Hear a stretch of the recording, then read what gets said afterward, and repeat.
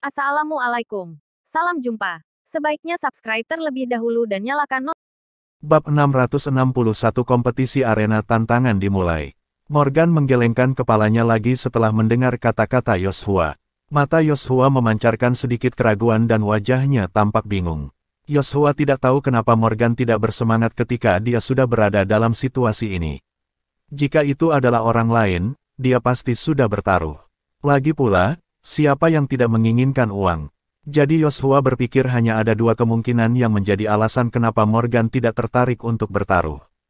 Kemungkinan pertama adalah bahwa Morgan tidak memiliki uang di tangannya, tetapi dia tidak mau merendahkan harga dirinya dan meminjam uang dari Yoshua. Kemungkinan lain adalah bahwa Morgan sama sekali tidak tertarik dengan uang sekecil itu. Keisha ragu-ragu sejenak, lalu berkata dengan suara rendah pada Morgan, "Morgan, jika kamu ingin bermain, aku bisa meminjamkanmu uang padamu." Renata menoleh ke arah Keisha dan berkata pelan, "Tuan muda Morgan adalah orang kaya. Dia tidak bermain bukan karena tidak punya uang, tetapi karena dia tidak peduli dengan uang sekecil itu." Orang kaya. Ketika mereka mendengar kata-kata Renata, mereka semua tercengang dengan rasa jijik di wajah mereka. "Ini pertama kalinya aku melihat pria kaya bersikap seperti itu," ujar Yoshua seraya menghela napas dalam, tetapi tidak terlalu memperhatikan kata-kata Renata. Yoshua merasa bahwa Morgan bahkan tidak dapat menghasilkan 20 juta. Jika Morgan benar-benar kaya, sementara Renata adalah temannya, lalu mengapa Renata tidak meminjam uang dari Morgan, tetapi justru meminjam uang dari dirinya? Namun karena Yoshua melihat ekspresi serius di wajah Renata, dia tidak berani mengatakan apa-apa lagi.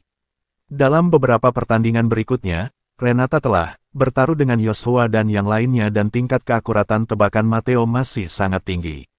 Tadi mereka hanya kalah satu kali dan memenangkan puluhan juta dalam waktu kurang dari satu hari.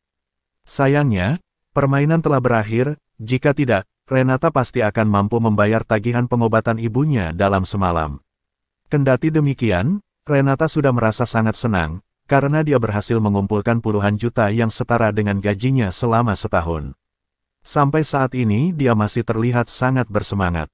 Setelah meninggalkan arena tinju bawah tanah, mereka semua langsung datang ke alun-alun, tempat diadakannya kompetisi arena tantangan malam ini.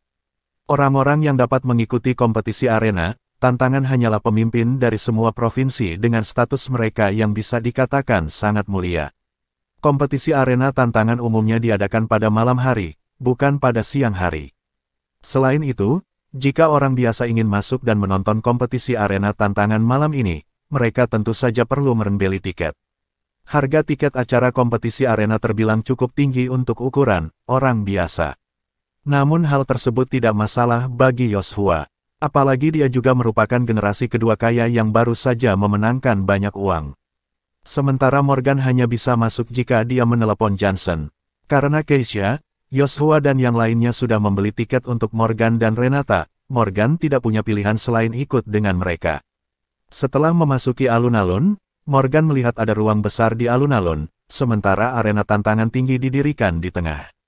Di sekitar arena tantangan juga ada meja dan kursi, yang tentunya telah disiapkan untuk orang-orang besar, sedangkan yang tidak bisa membeli tiket untuk kursi VIP hanya bisa menonton dari kejauhan. Morgan mengikuti Yoshua, Keisha dan yang lainnya untuk mencari posisi dan kemudian dengan tenang menunggu dimulainya kompetisi di arena tantangan yang besar. Setelah menunggu hampir setengah jam, sekelompok besar pria tinggi dan kekar keluar dan masing-masing dari mereka memiliki senjata di pinggangnya, yang jelas mereka sedang mempersiapkan keadaan darurat. Setelah orang-orang kuat ini muncul, alun-alun menjadi sunyi dalam sekejap. Yoshua menoleh ke arah Keisha, dan berkata lembut pada gadis itu, "Orang-orang besar akan segera keluar setelah ini." Keisha mulai tak sabar begitu mendengar kata-kata Yoshua. Sementara ekspresi wajah-wajah lain di sekitarnya juga terlihat sangat bersemangat.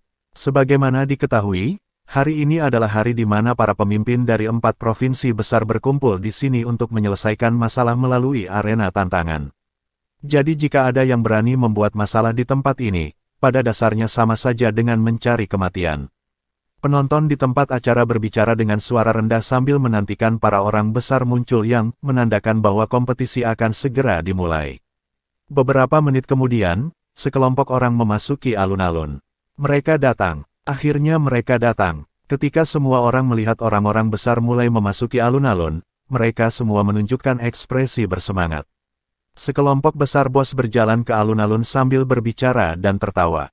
Itu Gio, Pak Gio dari Provinsi Jawa Tengah.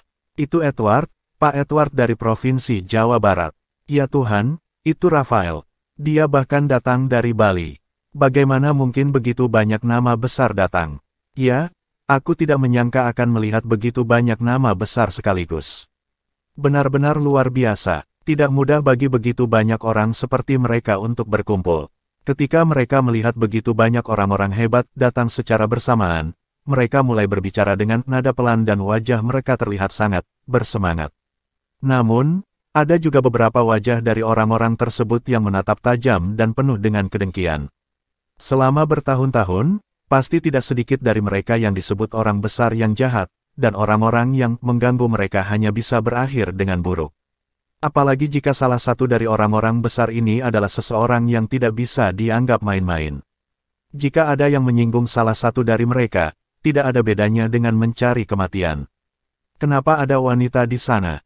Pada saat ini, seorang wanita dengan pakaian biru muncul di mata semua orang. Setelah penonton melihat wanita itu, mereka semua menunjukkan ekspresi bingung. Sepertinya tidak ada yang tahu siapa wanita itu.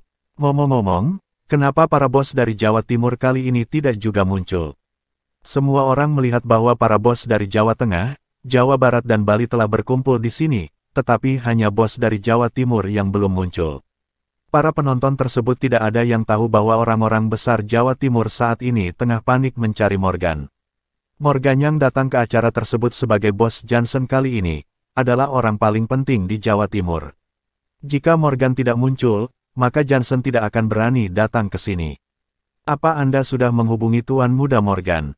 Kemana Tuan Muda Morgan pergi? Tanya Hadi kepada Johnson dengan wajah cemas. Aku baru saja menelepon Tuan Muda Morgan, tetapi dia tidak menjawab sama sekali. Bukankah dia sudah keluar dari tadi? Aku khawatir sesuatu terjadi padanya, jawab Johnson tanpa daya. Saya juga. Hadi menghela napas pelan, lalu menatap Johnson dan bertanya, apa yang bisa kita lakukan sekarang?